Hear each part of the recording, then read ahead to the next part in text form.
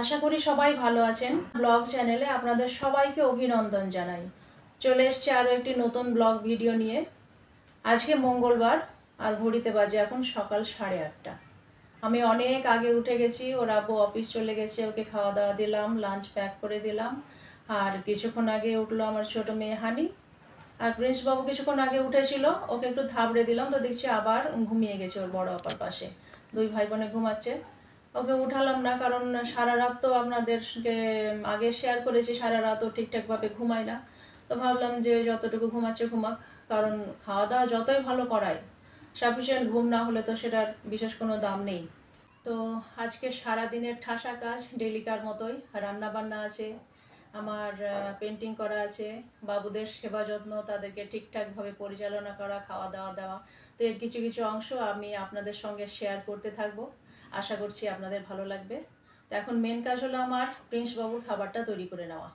তো আমি ওদিকে খাবারটা তৈরি করতে যাই, আপনারা দেখতে থাকুন। তাহলে রান্নাটা আমি কুকারে করব, তার জন্য আমি কুকারে দিয়ে দিচ্ছি পরিমাণ মতো চাল আর 3 রকমের ডাল ধুয়ে রেখেছি, এটা দিয়ে দিচ্ছি।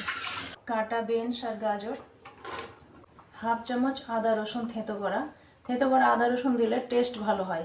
পরিমাণ মতো নুন আর সামান্য হলুদ গুঁড়ো, 1.5 গ্লাস মতো পানি, 1 টিস্পুন মতো সাদা তেল দিয়ে দিচ্ছি। নাড়িয়ে দেবো মশলাগুলোকে ভালো করে। মশলা বলতে কিছুই নয়, ওই আদা রসুন 4 থেকে 5টা হুইসেল দিতে হবে, তাতেই হয়ে যাবে। এখন আমি মাছ রান্না করব, আর মাছটা ছিল ফ্রিজে জমে একবারে বরফ হয়ে আছে, সেজন্য পানিতে ডুবিয়ে রেখেছি। কতক্ষণে বরফটা কাটবে জানি না, অনেক টাইম লাগবে। আর ততক্ষণ আমি মাছের মশলাটা তৈরি করে নেব। আমি ব্যালকনিতে একটু এই কটা কলা, আমন্ড আর খেজুর নিয়ে বসেছি, বসে বসে একটু খাই এগুলো। এদিকে বাবুর খাবারটা প্রায় হয়ে গেছে। বাইরের দৃশ্যটা খুব সুন্দর লাগে, চারিদিকে গাছ, আর ওদিকে লেক আছে, কিন্তু লেকটা পুরো কচুরি পানার ঘাসে ভরে গেছে, পানি অত দেখাই যায় না। বাবুর খিচুড়িটা রান্না হয়ে গেছে, প্রিন্সকে খাওয়াতে বসেছি। ও 1 চামচ করে খাবার নিচ্ছে, পালিয়ে যাচ্ছে, আবার ওর আবার একবার করে ধরে এনে দিচ্ছে, আবার 1 চামচ করে দিচ্ছি। এই করে করে ওর খাওয়া চলছে।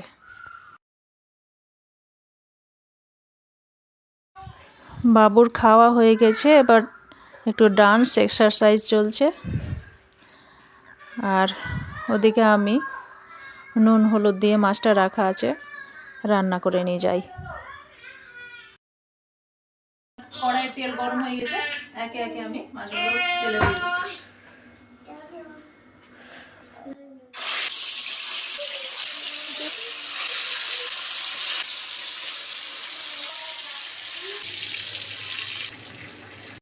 মাছগুলো ভাজা হয়ে গেছে, তুলে নিয়েছি। এবার ওই মাছের তেলে আগে থেকে বেটে রাখা মশলাটা দিয়ে দেবো। এই মশলায় আছে 2টো মাঝারি সাইজের পেঁয়াজ, 1টা রসুন, হাফ চামচ জিরে, গোটা জিরে, আর 4 থেকে 5টা লাল লঙ্কা। এখন এই মশলায় দিয়ে দেবো 1 চামচ হলুদ গুঁড়ো, আর কোনো মশলা লাগবে না। নেড়ে যেতে হবে যতক্ষণ না তেল ছাড়ে, সব মশলা তো দেওয়াই আছে। মশলা থেকে তেল ছেড়ে চলে এসছে, এবার পানি দিয়ে দেবো।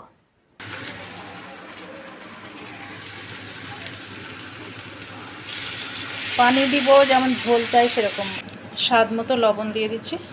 এবার এতে ধনে পাতা কুচি আর কটা কাঁচা লঙ্কা চেরা দিয়ে দিলাম। এটা আমি এখনই দিয়ে দিলাম, যে একটু ভালোভাবে ঝোলের সঙ্গে এর সেন্টটা মিশে যাবে। ভাজা মাছগুলো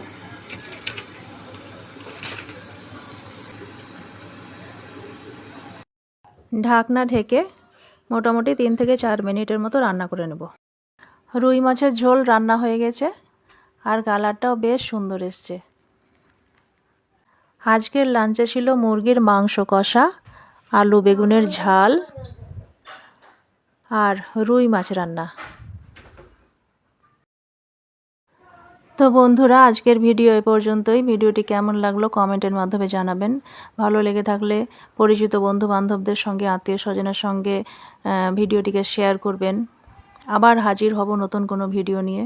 সবাই সুস্থ থাকবেন, ভালো থাকবেন। আজকের মতো আসি তাহলে।